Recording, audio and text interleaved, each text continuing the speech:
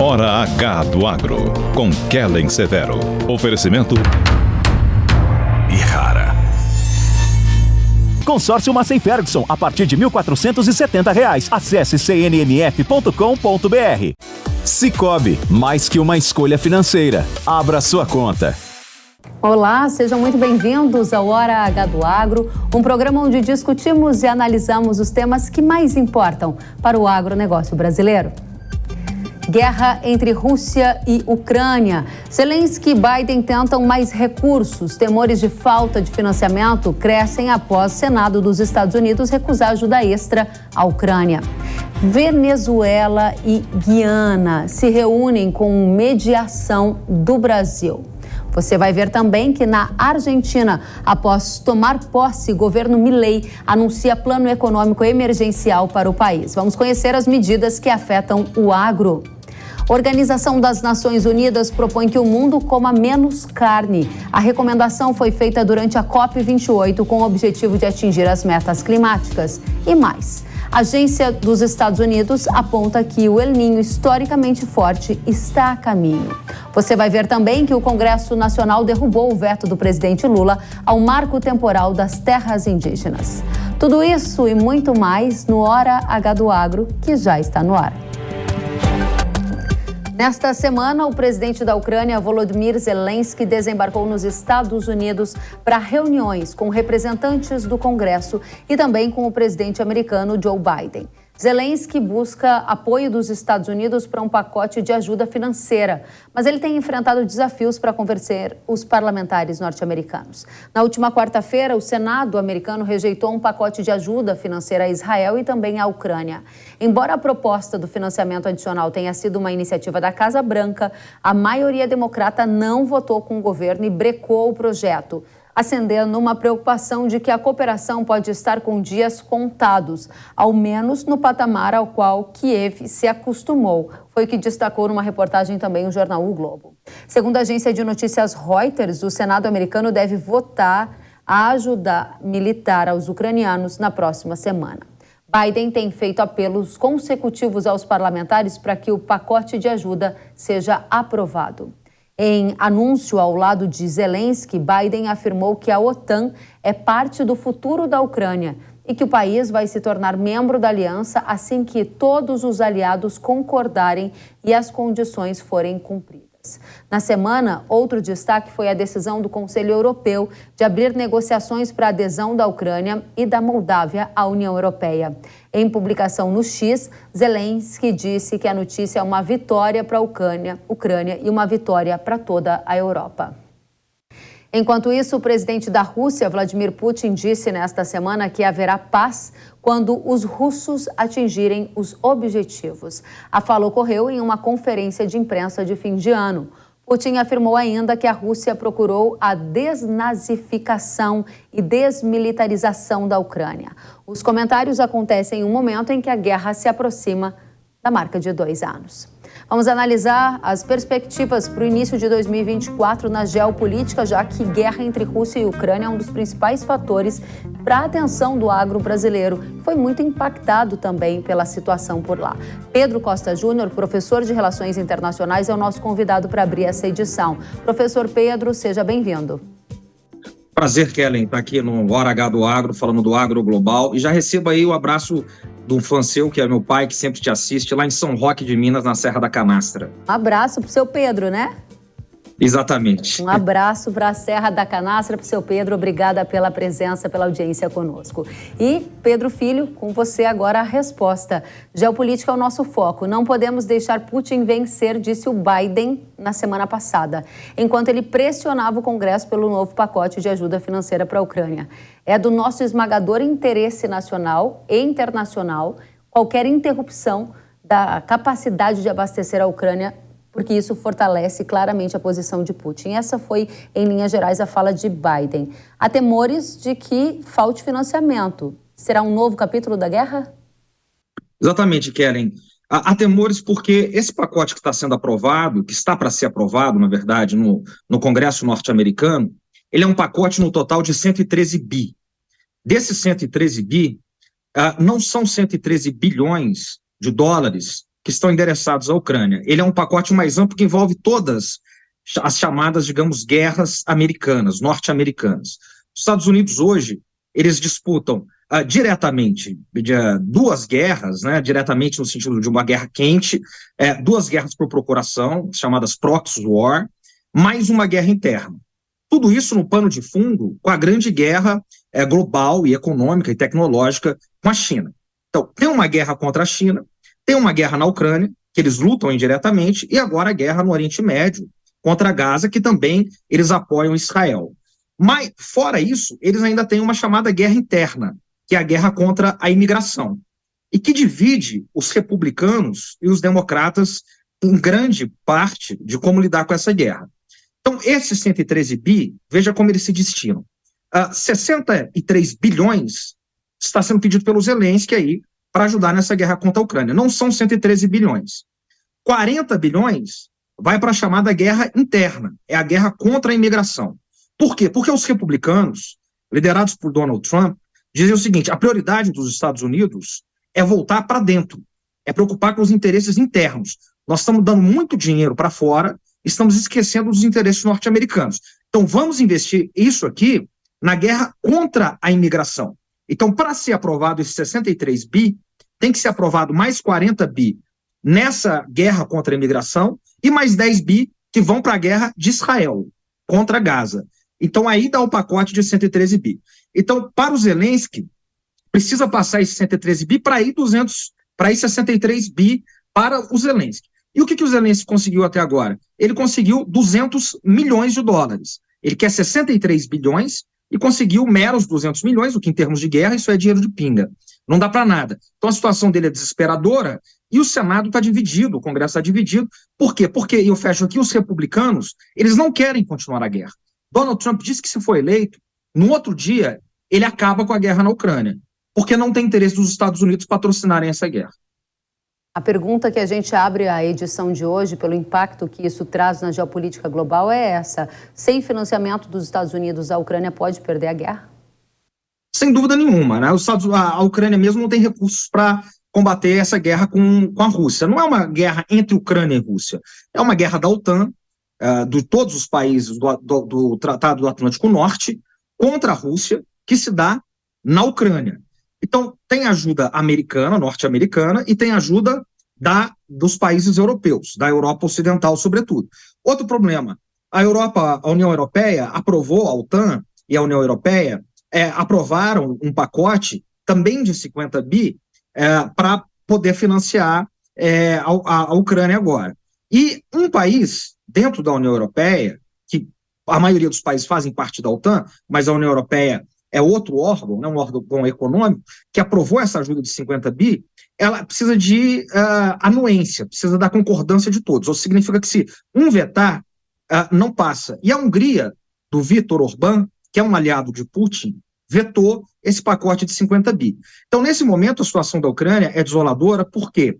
Porque lá atrás foi aprovado um pacote que passou muito forte, que era a chamada contraofensiva ucraniana. Você se lembra disso, Kelly? Nós cobrimos isso aqui, e desde que veio a famigerada contraofensiva ucraniana, a Ucrânia não avançou uma polegada com relação à Rússia.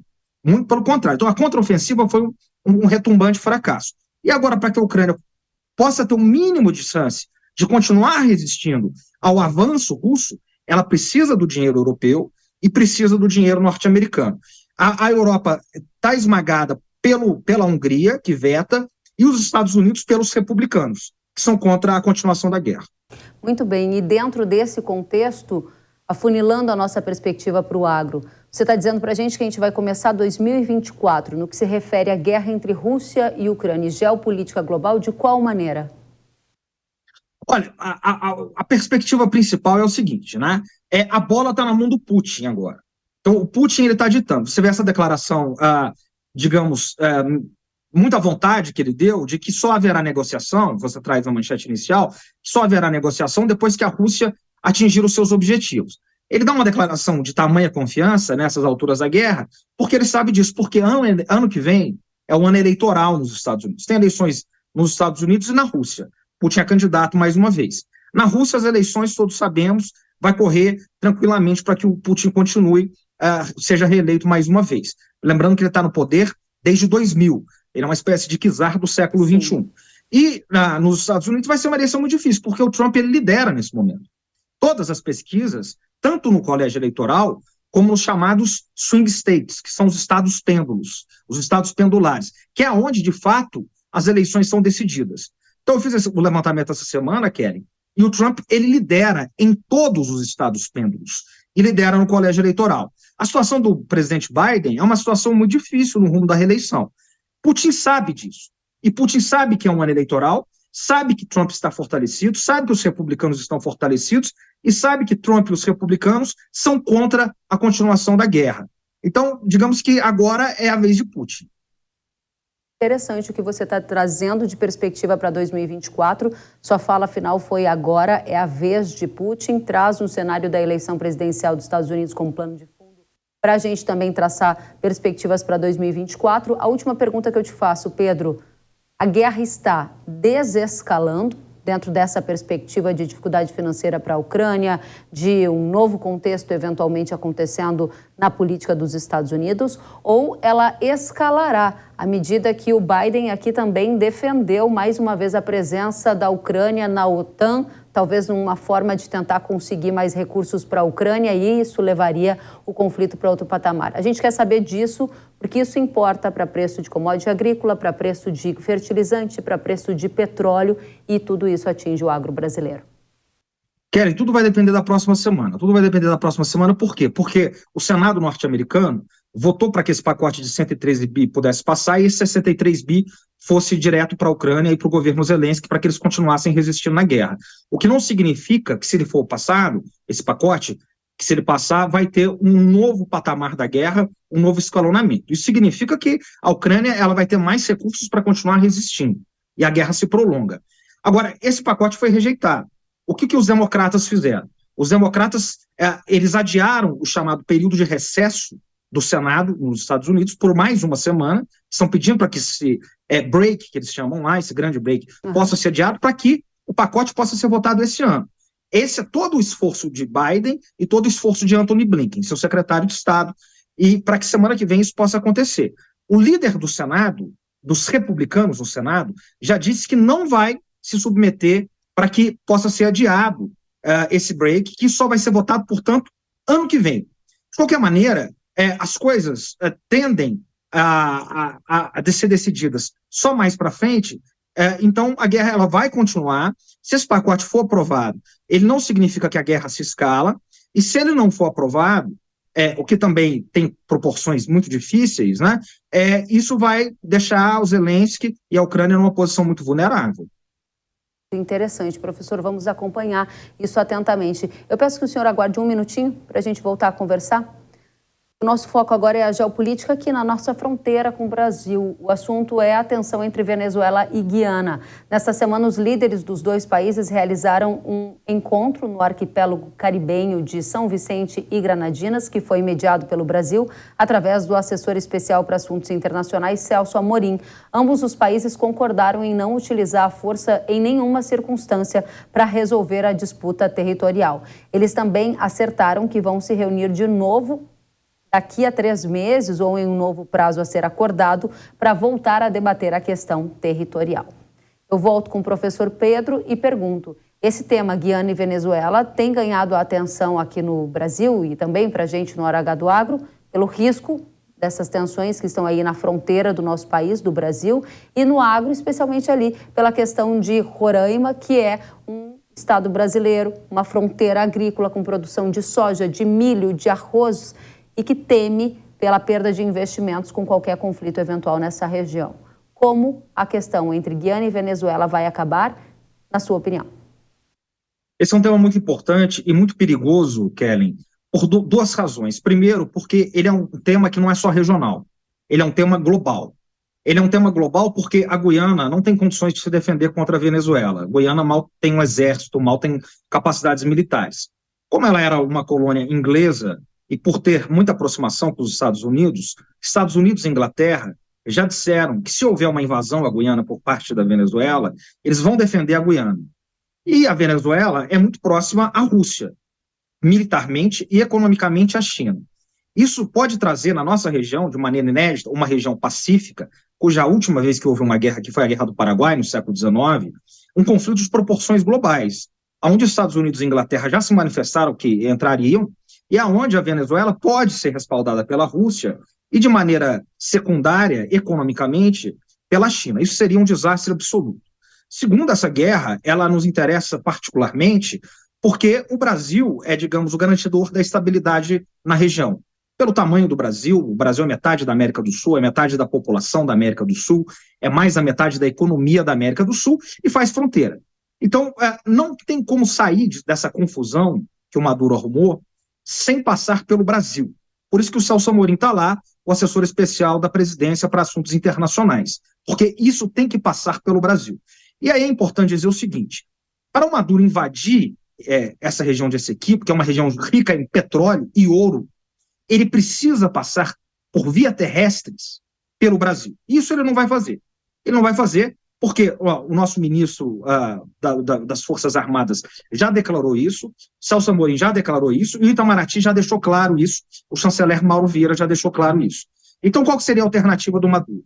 Seria a via aérea e via marítima. Via aérea você não coloniza um lugar, você precisa ocupar. E via marítima, se ele entrar, ele vai encontrar uma topografia terrível, é um território muito difícil, uma catástrofe para ser ocupado, ele precisa passar por terra. E para passar por terra, ele precisa passar pelo Brasil, isso não vai acontecer. Muito bem, a gente torce para que isso realmente não aconteça. Obrigada, professor Pedro Costa Júnior, por atualizar-nos sobre a geopolítica global que impacta demais o agro. Pedro, que é professor de Relações Internacionais, volte sempre, um prazer recebê-lo.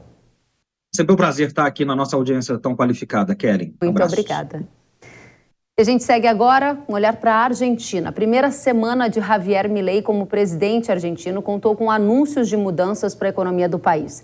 O ministro da Economia da Argentina, Luis Caputo, destacou entre as principais medidas emergenciais do novo governo a redução no número de ministérios de 18 para 9 e de secretarias de 106 para 54. Também não quer promover novas licitações de obras públicas e pretende cancelar as licitações para obras que ainda não começaram.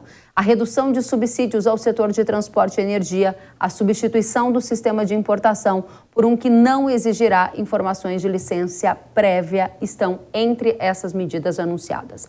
Vale lembrar que Javier Milei tomou posse no último domingo. Milhares de apoiadores lotaram as ruas próximas ao Congresso Nacional da Argentina, local onde ocorreu a cerimônia. Eles carregavam faixas e bandeiras em suporte ao novo presidente.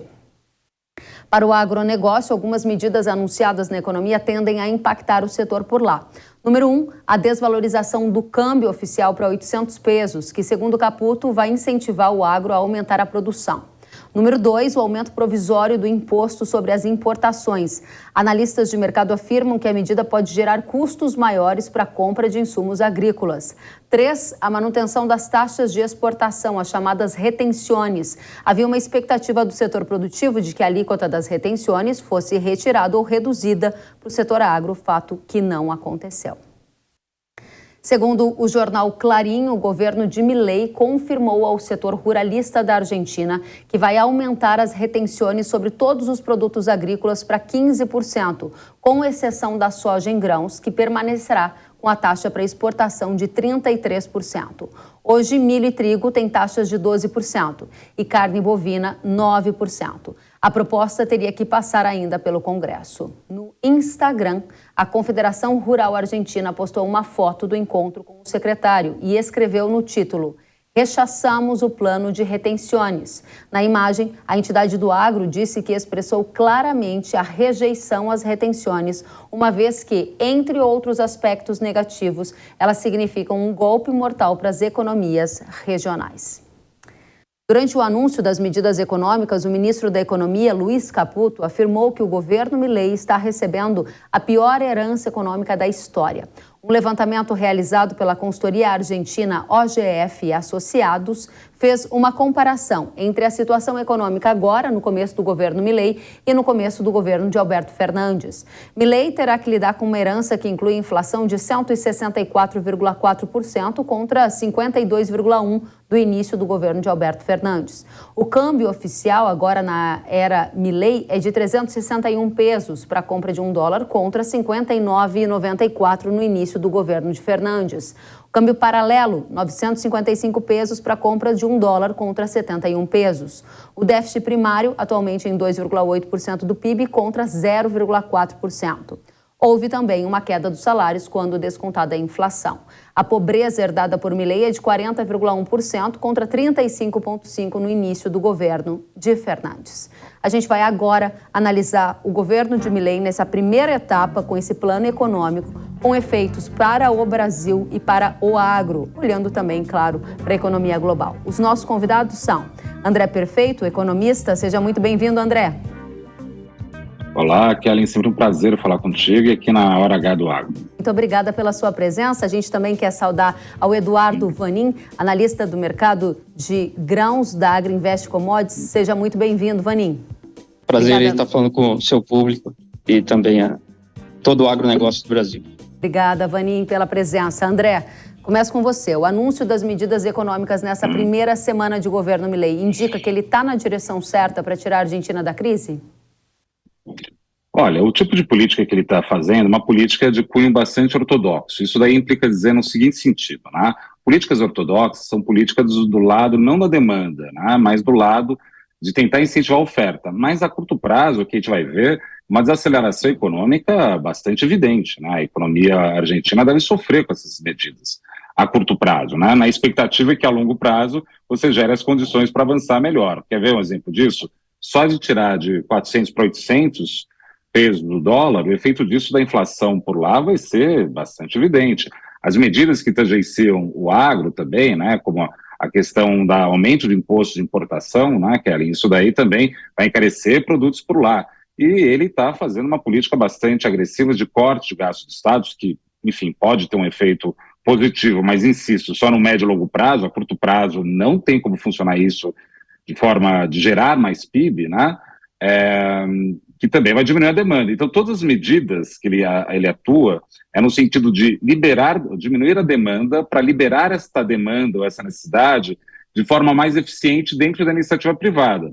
A curto prazo, a transição, sem dúvida nenhuma, é dolorosa.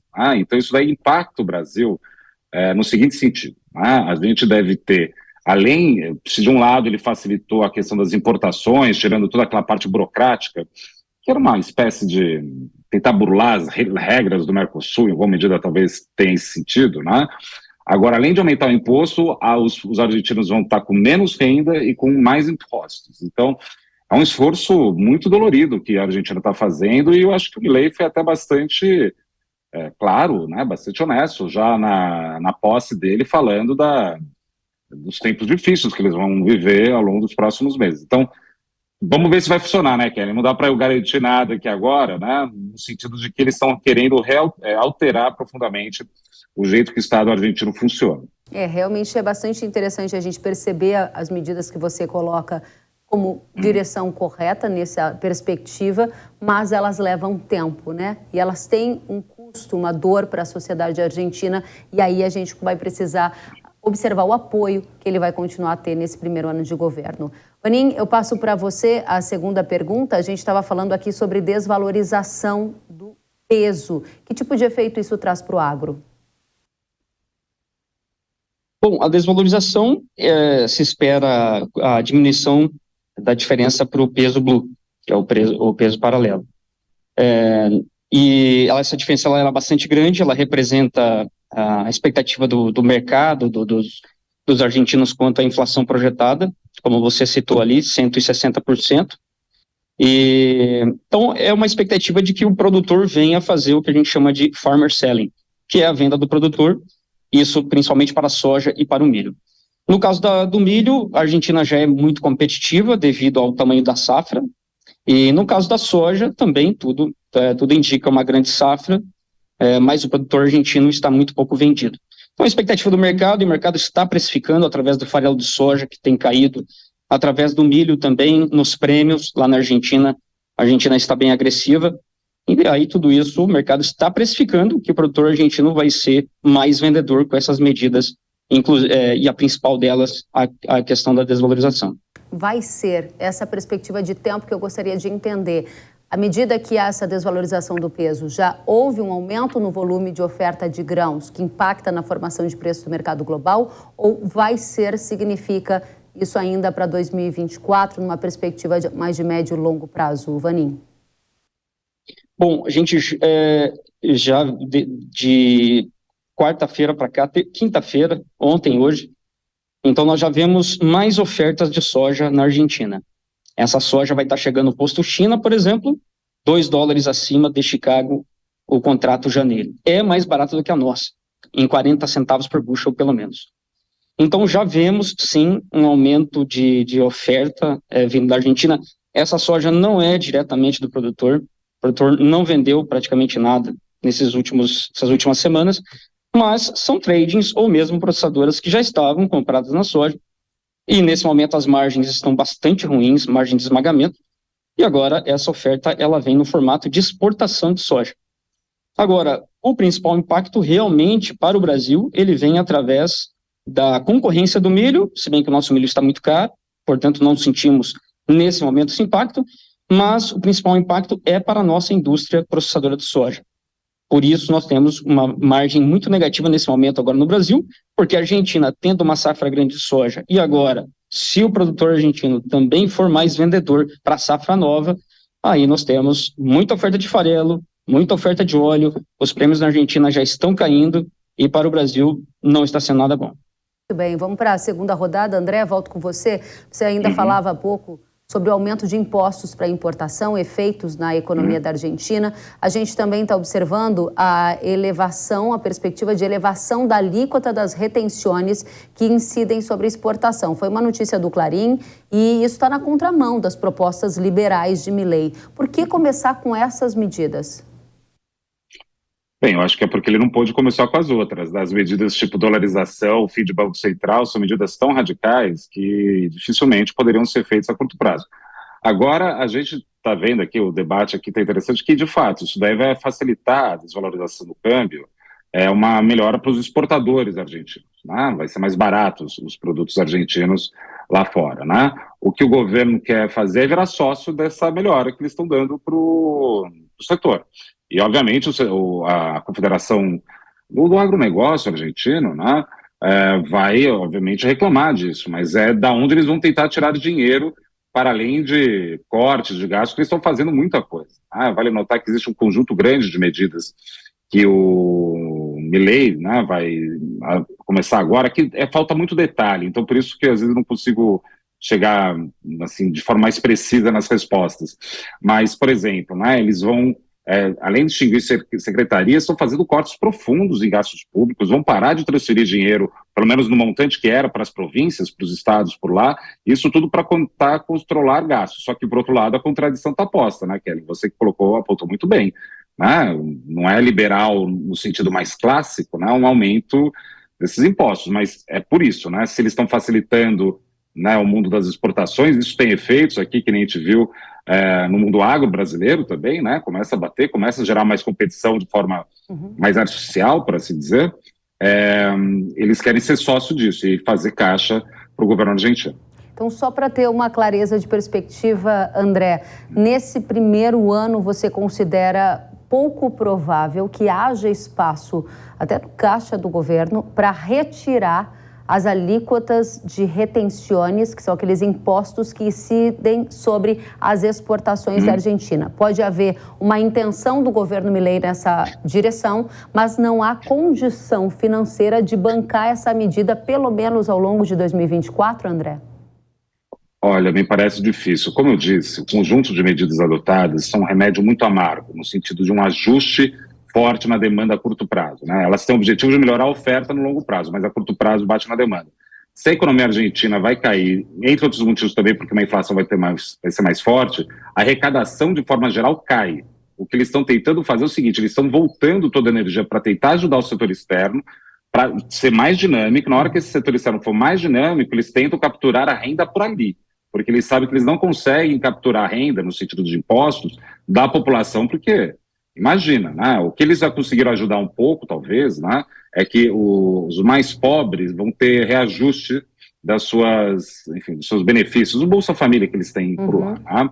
Mas a classe média alta e até aposentados estão desguarnecidos, então, e lá que está o grosso do consumo. Então, eles estão tentando mirar de outra forma, organizar a economia desse jeito. De novo, vai dar certo? A curto prazo, por definição, não. Não no sentido do esforço econômico, né? Mas isso daí pode gerar condições de sanear um pouco o Estado argentino. A gente tem que lembrar que o Milei ganhou porque os argentinos estavam simplesmente sem mais paciência com as soluções reiteradamente erradas, né? No caso do Brasil, a gente teve juízo, né? Tanto a classe econômica quanto a classe política de criar um plano real e insistir nele durante tanto tempo, né? Isso daí foi uma vitória nossa que não é simples. Eles estão começando a querer construir isso agora.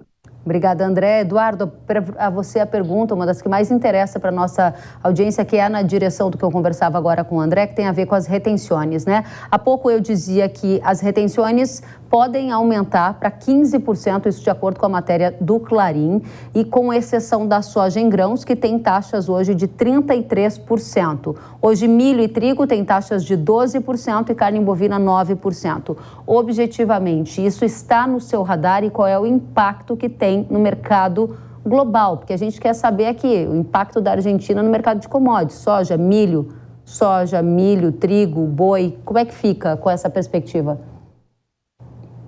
Bom, se você é um produtor argentino e sabe que a tarifa, as retenções para o milho e para o trigo vão aumentar, então aquilo que você tem ainda em estoque, você vai querer vender agora. Então esse é o primeiro impacto.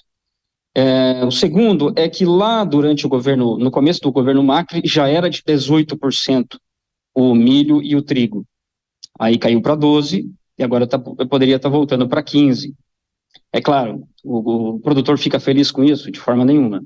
Para a soja, 33% deve continuar assim. Eu não acho que vai reduzir. Se for reduzir, tem que ser escadinha de uma forma gradual ao longo dos próximos anos. Como também havia um plano parecido durante o governo Macri e que foi realmente colocado em prática. Então, tudo isso depende muito da questão aí, como o André falou, da economia melhorar.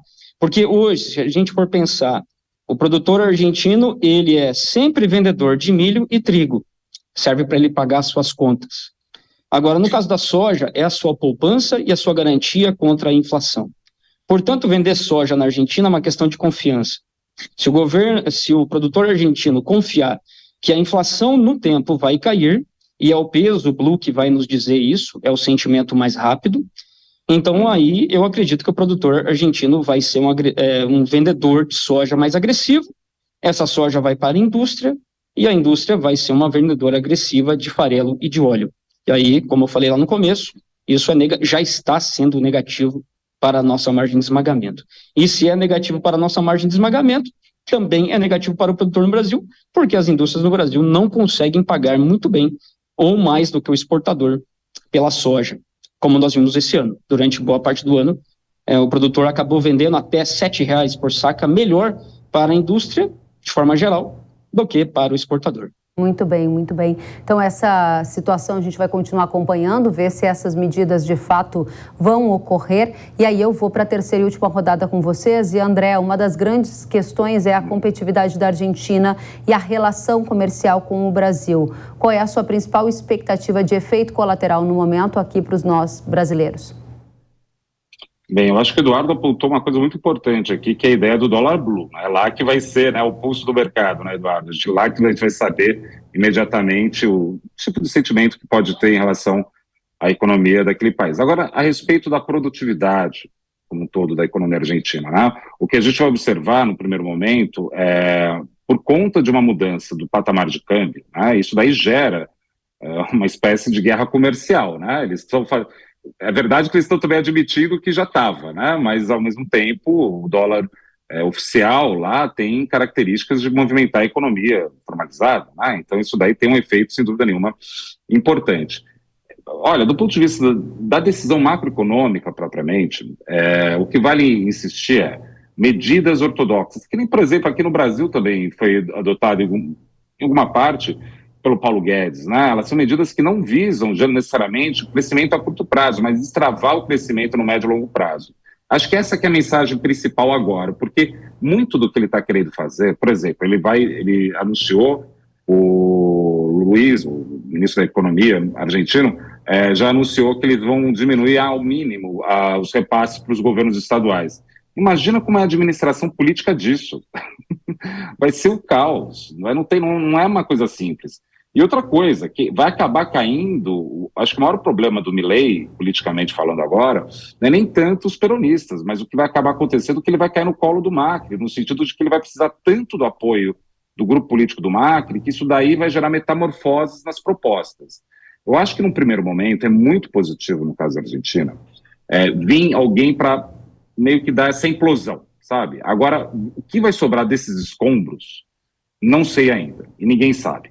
O que a gente tem no efeito para o Brasil piora de importação de bens nossos para lá, seja por uma atividade econômica mais fraca, ou seja por conta de impostos mais altos de importação, isso daí, sem dúvida nenhuma, vai ter, né? E essa tentativa deles de tentar dinamizar o setor externo meio na força, mesmo que não tenha, talvez, o efeito tão claro, que o Eduardo colocou, que é um especialista na área, justamente mostrando que talvez não tenha tanto efeito já, mas se tem algum grupo que eles estão tentando ajudar agora, é um pouco esse, né?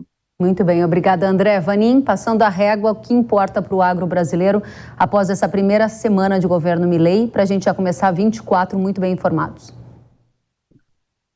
Bom, o que importa primeiro o impacto que isso traz para Chicago. Então, nós vimos, já desde do resultado da eleição, de lá para cá, o farelo de soja na Bolsa de Chicago só tem caído. Farelo de soja, muito importante para a definição do valor da soja. Acabou jogando contra. Isso joga contra também a precificação da soja aqui no Brasil para o produtor. É claro que ao longo desse ano de 2024 nós temos dois fatores. Primeiro, a Argentina está indo bem, só que a vocação da Argentina não é exportar soja, é exportar o farelo e o óleo. E aqui no Brasil nós temos uma quebra de safra que ainda o mercado não está precificando corretamente. Nem através dos prêmios, se bem que os prêmios começaram a subir um pouquinho, mas a Bolsa de Chicago ainda está no 0 a 0. Quando a gente pensa lá em setembro até agora, está muito parecido. E a gente sabe que o Brasil, a parte centro-oeste, especialmente o Mato Grosso, e a parte nordeste e norte do Brasil, a coisa está feia. Então, nós temos essa semana toda uma onda de calor muito forte, vai voltar a chover semana que vem, é assim que mostram as previsões, mas nós temos uma quebra brasileira, e essa quebra, importante dizer, ela é no norte do Brasil. E o norte do Brasil tem uma especial importância quando a gente pensa de logística. Se você é um exportador e depende da sua exportação lá no Arco Norte, portanto, você depende dessa soja que é produzida em Mato Grosso especialmente. Então, esse é um ponto bem importante que vai mexer nos prêmios no Brasil, no interior, também nos portos, e, na nossa opinião, aqui na Agriinvest, isso não está ainda precificado nas cotações, tanto lá em Chicago, como também nos prêmios.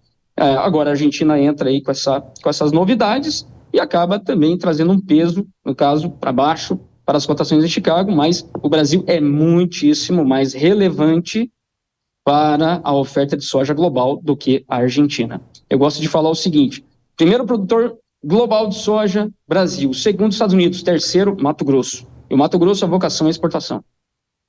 Muito bem, muito obrigada, Eduardo Vanin. Colocou com muita clareza essa situação do tamanho da safra do Brasil. É um tema que a gente vai abordar aqui também na edição de hoje, atualizando um El Niño historicamente forte que está a caminho para janeiro. André, perfeito, economista, muito obrigada pela sua presença. Volte sempre.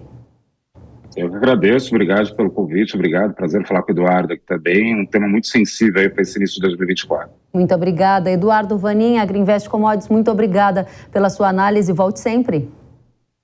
Obrigado a todos, obrigado aí, prazer falar com o André também, com vocês todos. Até a próxima, tchau, gente. O Congresso Nacional derrubou o veto do presidente Lula ao marco temporal das terras indígenas. Segundo a bancada do agro, na prática, a tese do marco temporal que traz segurança jurídica ao agronegócio volta a valer. Ou seja, só poderá ser demarcada como indígena a área que esses povos comprovarem estar na data da promulgação da Constituição brasileira. Vai lembrar que em setembro o STF declarou o marco como inconstitucional. O Congresso se articulou e aprovou a lei que cria o marco temporal, que havia sido vetada por Lula. Agora, o Ministério dos Povos Indígenas já informou que vai acionar a Advocacia Geral da União para entrar no STF com uma ADI, Ação Direta de Inconstitucionalidade, contra a derrubada do veto de Lula. E depois do intervalo, você vai ver que a ONU sugere que o mundo coma menos carne para atingir metas climáticas. E mais, um El Niño historicamente forte está a caminho. Vamos saber os detalhes já já. Eu aguardo você.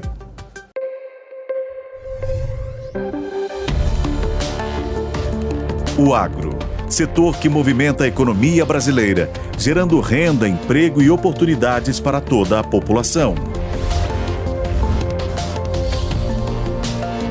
Hora H do Agro, com Kellen Severo.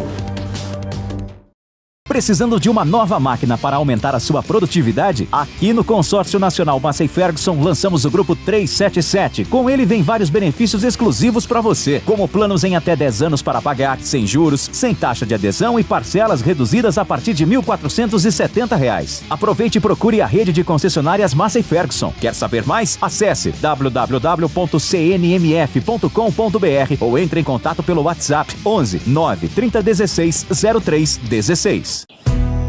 Eu só queria te contar sobre o cooperativismo financeiro, a união de pessoas. Gente que não é só cliente, é dona e dono. Isso é ter voz, participação até nos resultados. Cooperativa não é banco nem fintech, é inclusão de verdade. E quanto mais gente fizer parte, maior será a transformação. Tá aí a explicação.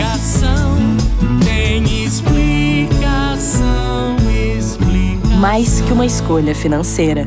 Cicobi. Sabia que o Brasil é um dos maiores produtores de soja e milho no mundo? Esse mercado movimenta mais de 70 bilhões de dólares anualmente e tem muitas oportunidades. Com o curso de comercialização de soja e milho da NIL, você aprende a negociar preços em bolsas internacionais e proteger seu capital. O professor João Birkan tem mais de 60 anos de experiência e vai te ensinar como ganhar dinheiro no agronegócio. Garantir uma taxa melhor do dólar para daqui a 12 meses. Esse curso é ideal para você que quer trabalhar com trading de soja e milho no mercado financeiro e para você que é produtor e quer potencializar os lucros com sua safra. Ingresse no setor que mais cresce no Brasil. Acesse nilcursos.com.br e inscreva-se.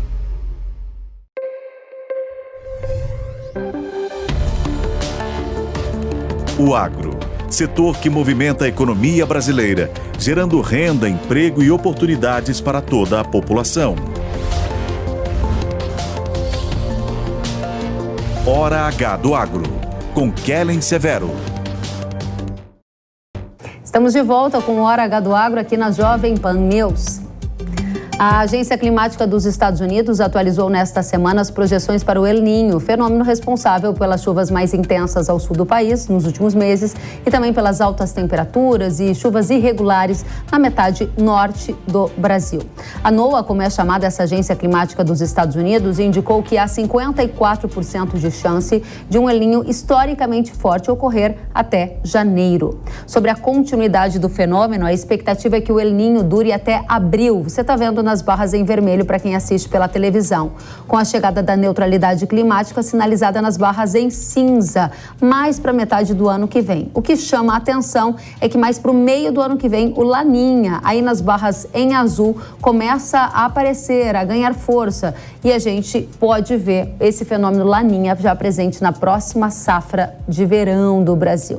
Segundo a NOAA, não é incomum que depois de um El Niño forte venha um Laninha. De acordo com a Agência Climática dos Estados Unidos, a maioria dos eventos mais fortes de El Niño foi seguida por Laninha.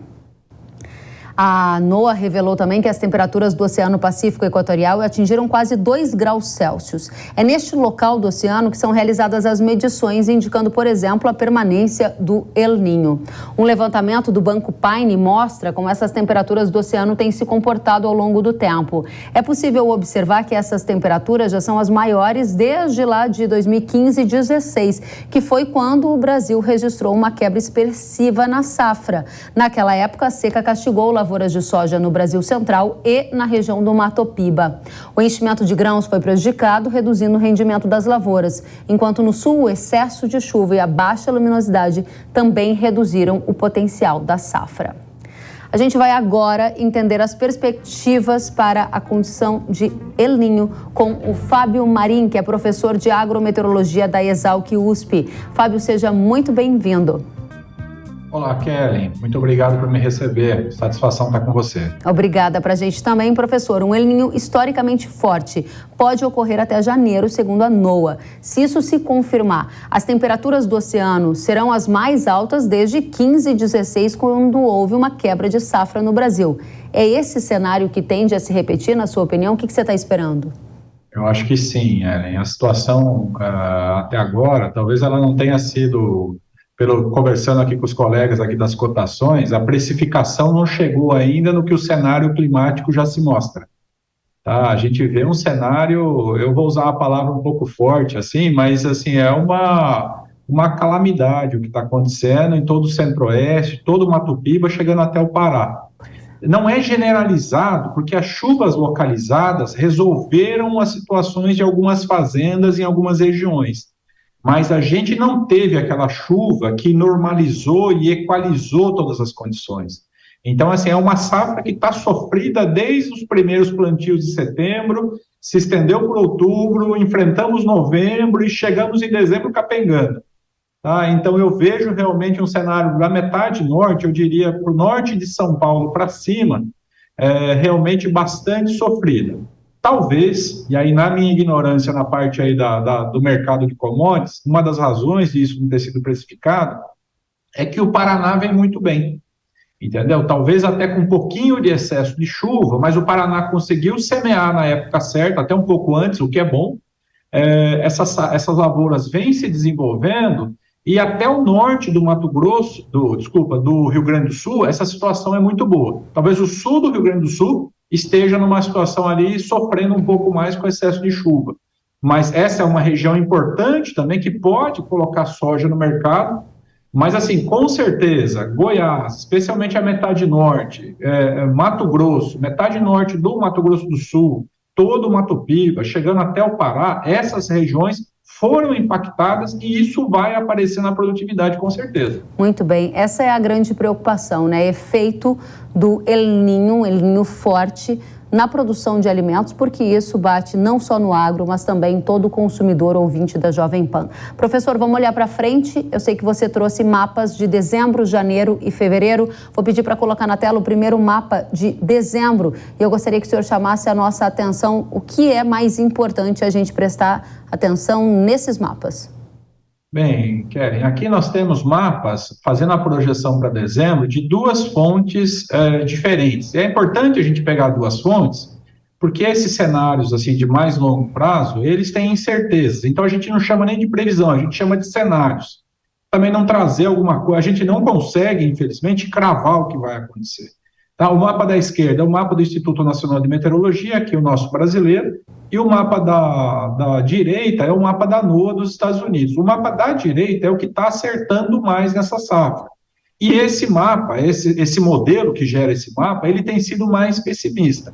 Então, você pode ver ali na metade norte, ali metade do Mato Grosso para cima, aqueles tons em laranja e avermelhados, eles estão indicando chuvas abaixo da média, ok? E isso é o que está acontecendo, isso é o que está acontecendo. Talvez essa mancha, na realidade, essa mancha laranja até se estenda um pouco mais, tá? No mapa da esquerda, veja que essa mancha azul, ela indica chuva acima da média, indicando que essa chuva chega até o Pará, o Mato Grosso, mas isso não aconteceu, isso não vem acontecendo e não aconteceu em nenhum momento dessa safra. Tá? Então, a gente se concentra um pouco mais no mapa da direita. E isso também é normal, não quer dizer que um modelo seja melhor do que o outro, o instituto seja melhor do que o outro. Mas as condições que estão colocadas dentro desse modelo, nessa safra, estão batendo mais com o órgão americano. Professor, tá? E olhando para janeiro, o que a gente tem? Vou pedir para o pessoal colocar o mapa de janeiro. Perfeito. E eu ia na mesma linha para mostrar que não tem grandes mudanças. Tá? A diferença também, assim, para amenizar um pouco mais a minha colocação aqui, não alarmar demais, é que esse mapa, ele fala em chuvas abaixo ou acima da média. Então, reparem no mapa da direita, que a gente tem ali toda a parte norte do Brasil e laranja tendendo para o vermelho, ou seja, chuvas abaixo da média. Mas na região centro-oeste, as chuvas são muito expressivas em janeiro. Então, por exemplo, se um local chove 300 milímetros, chover 20% a menos, ainda temos chuvas suficientes. Então, não quer dizer que não vai chover, ok? Mas que essas chuvas, elas não vão chegar da forma como a gente está esperando, que seria a forma para reverter esse quadro que nós temos nessa safra. Perfeito. Okay? Então, essa expectativa de ter uma chuva regular, em bons níveis, 2 ou 3 vezes por semana, para a gente ter certeza que essas lavouras que estão no campo, especialmente a soja, tenham condições de se desenvolver, elas chegam muito mais esparsas, em volumes menores, intercaladas por ondas de calor, que assim, a onda de calor tem um efeito de consumir a água muito rápido, as taxas de evapotranspiração ficam muito altas, então o solo seca muito rapidamente. Tá? E se a gente puder passar ainda para o mapa de fevereiro... Vamos para fevereiro. Que as condições ficam um pouco mais amenas, aí perceba no mapa da direita, essa mancha verde aparece já dominando ali uma boa parte do centro-oeste, ok? E o verde no mapa da direita significa chuva da média, acima da média, mas a condição ali para a parte norte do Brasil e nordeste continua laranja avermelhada, tá? Então, assim, isso é clássico do El Niño, a gente está vivendo um El Niño clássico, um El Niño típico. Ele nem chega a ser forte pela classificação, por incrível que pareça, ele está entre moderado, resvalando no forte, tá? Mas ele aconteceu nesse ano como a gente vê nos livros. Se tivesse que dar aula para os alunos de agronomia aqui da Exalc, como é um El Niño, é o que aconteceu nesse ano. Rio Grande do Sul embaixo de água, Paraná com muita chuva, Mato Grosso, Mato Piba, Goiás, Tocantins, sofrendo com falta d'água. Professor, está muito clara a sua mensagem. Eu agradeço pela objetividade com que o senhor abordou esse tema e mais com os 2 mapas comparativos para a gente usar diversas fontes. A linha de raciocínio a gente entendeu sim que temos um El Niño bastante clássico e os efeitos de chuvas abaixo da média em áreas do centro-norte do país já estão prejudicando a safra com potencial de algum agravamento se esse cenário todo dos mapas, especialmente dos Estados Unidos, se confirmarem. Volte sempre, professor, foi muito bom recebê-lo. Nós aqui da Exalc estamos sempre à sua disposição, viu? Prazer estar com vocês. Muito obrigada, Fábio Marim, professor de agrometeorologia da Exalc USP. A Organização das Nações Unidas para a Alimentação e Agricultura, a FAO, divulgou durante a COP um roteiro sugerindo ações para o setor de alimentos reduzir as emissões de gases do efeito estufa. Chama a atenção já no primeiro item, entre uma série de medidas sugeridas, a gestão da demanda global por alimentos de origem animal, o que na prática seria diminuir o consumo de carnes. Veja na tela que a gente preparou para quem acompanha pela TV algumas das medidas sugeridas. Entre elas estão a mudança no consumo de carnes, a redução e a perda de desperdício de alimentos, o aumento da produtividade, a reprodução selecionada, a manipulação da ruminação, a estratégia alimentar, a melhora na saúde e bem-estar animal, o sequestro de carbono em pastagens, a bioeconomia circular, a geração de energia renovável e a mitigação das emissões do esterco. A FAO afirma ainda que uma redução no consumo de carnes está intrinsecamente associada a menores emissões de gases do efeito estufa. No entanto, diz que é importante considerar o contexto histórico, cultural e especificidades que influenciam os hábitos alimentares. Revela ainda que estudos que sugerem uma mudança alimentar imediata e universal podem não levar em conta os desafios nutricionais e as restrições financeiras para que essas medidas se tornem uma realidade. Em outro momento, vocês vão acompanhar pela tela, a FAO questiona se os produtos de origem animal alternativos, como carnes à base de planta e de laboratório, poderiam ajudar a reduzir essas emissões, mas não conclui se de fato poderiam substituir a carne verdadeira. Na sequência, diz ainda que a redução dos gases vai depender de como a proteína animal seria substituída e de como esses alimentos incluídos na dieta seriam produzidos. E aí, dá exemplos da substituição por vegetais e frutas também como potencial para reverter e compensar as emissões de gases. Vamos agora adiante entender por que a carne está sendo considerada a vilã do aquecimento global. Maurício Palma Nogueira é o nosso convidado, ele que é sócio-diretor da Atenagro. Maurício, por que a carne virou o principal alvo da Agenda Verde, hein? Seja bem-vindo. Obrigado, Kelly, é um prazer estar aí com vocês. Kelly, faz um tempinho já, né, que todos esses estudos, essas análises envolvendo a produção de carne, elas têm sido apresentadas de uma forma muito parciais, muito incompletas, né? Por exemplo, você mesmo aí lendo o relatório da FAO, fala em substituição por produtos, e a hora que você vê lá produtos vegetais, né, você vê a análise, eles fazem cálculos em energia, em proteína bruta, e não é bem assim que funciona, né? O perfil das proteínas são diferentes dos vegetais, dos animais. Então, eu acho muito temerário quando você coloca uma informação incompleta dessa num estudo, e isso vai gerar muita especulação, muita decisão, e pode prejudicar o acesso dos pobres à proteína. Hoje, né, recentemente, antes da COP, saiu um artigo opinativo falando que o consumo de proteínas das carnes deveria ficar em no máximo 15 quilos por habitante ano no mundo. Isso dá mais ou menos 14 gramas de carne por dia, porque você tem que tirar o osso, né? Então, 14 gramas, né? Isso não alimenta quase ninguém, né? Ninguém se alimenta com isso. Então, é um pouco digno de crítica, né? Quando os relatórios incompletos são divulgados dessa forma. E é evidente, né, Kelly? Se você falar que tem um problema de emissão, e lá no relatório eles colocam que eles estão considerando que a pecuária não vai agregar, né? Para projetar esse aumento de emissões da pecuária, eles consideram que não vai mudar o negócio como é conduzido. E aí, é claro, né, se você falar que corta o consumo, corta a demanda, você não cresce. Mas isso não resolve outros problemas. Então, o grande desafio da questão ambiental, de sustentabilidade, é a gente proteger o planeta, proteger tudo que se deve se proteger, sem prejudicar as pessoas que estão no planeta, né? Esse é o grande desafio. Cortar a comida não é enfrentar o desafio, né? É criar outro problema. Muito bem, Maurício. Sabe que no estudo, eu li o estudo da ONU, que é o guarda-chuva maior para a FAO, né, apontando projeções de incremento na demanda por carne bovina até 2050. Isso diversas regiões, Ásia, África e assim por diante. Então, apesar das tentativas de vilanizar esse alimento e a produção desse alimento, que é a carne, o consumo no mundo não deverá parar de crescer. De jeito nenhum, as expectativas são essa mesmo, de aumento. Não aumenta mais, Kelly, porque a gente não tem conseguido produzir mais, e o Brasil, nesse ponto, fica muito bem posicionado, principalmente quando a gente considera a carne bovina, né, mas todas as outras carnes, que a gente tem uma dinâmica de produção de grãos, né, e essa parcela da sociedade que discute essa substituição, é uma elite muito rara dentro do mundo todo, né, Kelly? É um pessoal que não tem problema de nutrição, não tem problema de ameaça de nutrição, né? Mas a hora que você vai na grande parte da população mundial, o consumo de proteína é muito baixo. E à medida que a gente proporciona melhoria na qualidade de vida, a tendência é que eles busquem proteínas, né?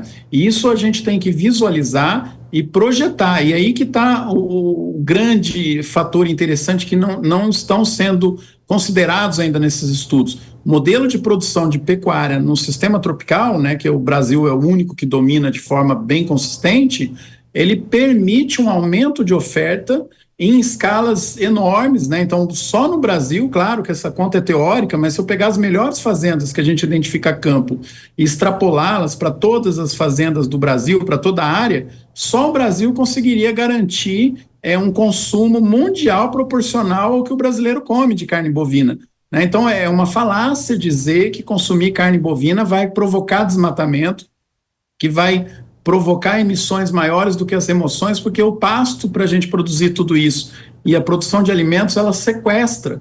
Isso ainda não está na conta nesses balanços, né? Então, nós temos que evoluir muito. E nesse ponto, né, claro, a gente olha o relatório da FAO, existem esses pontos apontados lá, eles falam de tecnologia, de mudança no sistema produtivo, de melhoria aí no equilíbrio entre emissões e remoções, mas a mensagem que acaba ficando é essa, porque ela é muito mais fácil e ela é atrativa para um pessoal que defende uma agenda antiproteína, né? Muito bem. Maurício Nogueira, eu vou querer que você volte para eu te dar muito mais tempo para a gente explorar juntos esse debate, porque realmente uma coisa é o discurso, outra coisa é a prática, e a gente precisa desmistificar esse consumo de proteína, porque é muito, muito poderoso esse alimento ao redor do mundo e a gente precisa ter mais informações e passar elas adiante. Volte sempre, viu, Maurício?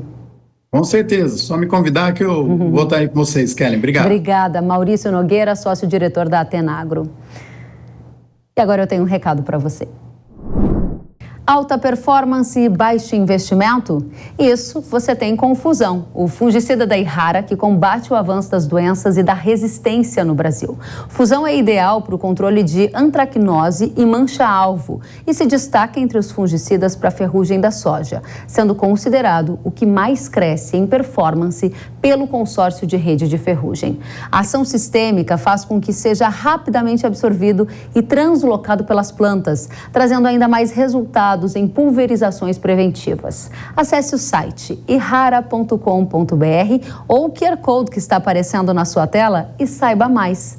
Na hora H da proteção da soja, é Irrara. Pode confiar. O Hora H do Agro de hoje fica por aqui. Obrigada pela companhia. Até a próxima. Tchau.